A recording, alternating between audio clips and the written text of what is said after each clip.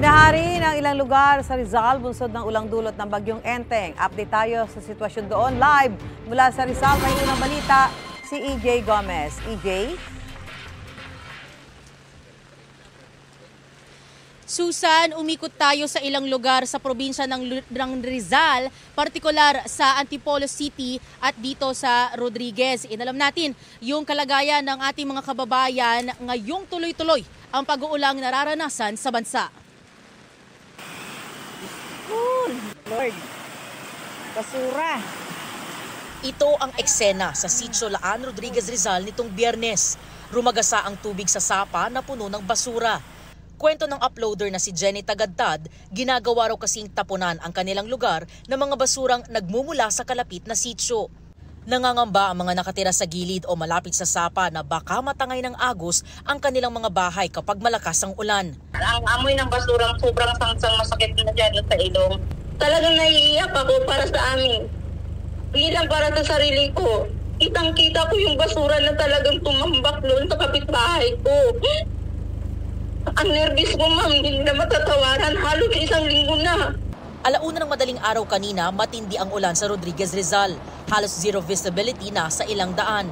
Malakas din ang ulan sa Antipolo City. Kapag ganitong masama ang panahon, problemado ang ilang driver ng pampublikong sasakyan. Matumal daw kasi ang kita, lalo't suspendido ang klase sa mga eskwelahan. Ayon sa tricycle driver na si Alfie, ang karaniwang kita na 800 pesos sa maghapong biyahe, baka raw ay maging 500 pesos na lang. Hindi na po may iwasan po dito sa Rodriguez yan na may baha. Minsan po dyan, paglabas mo, minsan dito po may baha. Pero kailangan din po rin bumiyahe kasi para sa pamilya po. Tapos makakain parang araw-araw. Ang tindero naman na si Juven, pansin din ng mas kaunting mamimili kapag may bagyo at walang tigil ang ulan. Tinatamad silang lumabas kasi umuulan. Kaya kung ano yung nasa loob ng bahay lang siguro, pinagtsatsagaan nila yun. May ilan naman na nagtitiis para kumita at may maiuwi sa pamilya. Gaya ng tindero ng pandesal na si Ryan.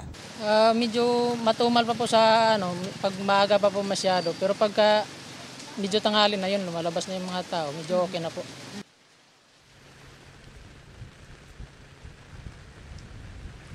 Susan, sinubukan natin pumunta doon sa Sapa kung saan malakas yung ragasan ng tubig na may kasama nga mga basura doon sa Sitio Laan. Pero mula doon sa sementadong kalye, papunta doon sa rough road ay hindi na makapasok yung mga sasakyan. Delikado na para sa ating team, no? Panawagan ng mga nakatira doon, sana raw ay ma-rescue yung mga naninirahan malapit doon sa may Sapa. Samantala, dito sa aking likuran, kita yung malakas na pag-agos ng tubig dito sa ilog na ito na bahagi ng Marikina River dahil nga yan sa tuloy-tuloy na pag-uulan. At yan ang unang balita mula rito sa Rodriguez, Rizal. EJ Gomez para sa GMA Integrated News. Mga kapuso, para una ka sa mga balita, mag-subscribe sa GMA Integrated News sa YouTube. Sa mga kapuso abroad, subaybayan niyo po kami sa GMA Pinoy TV at sa www.gmanews.tv.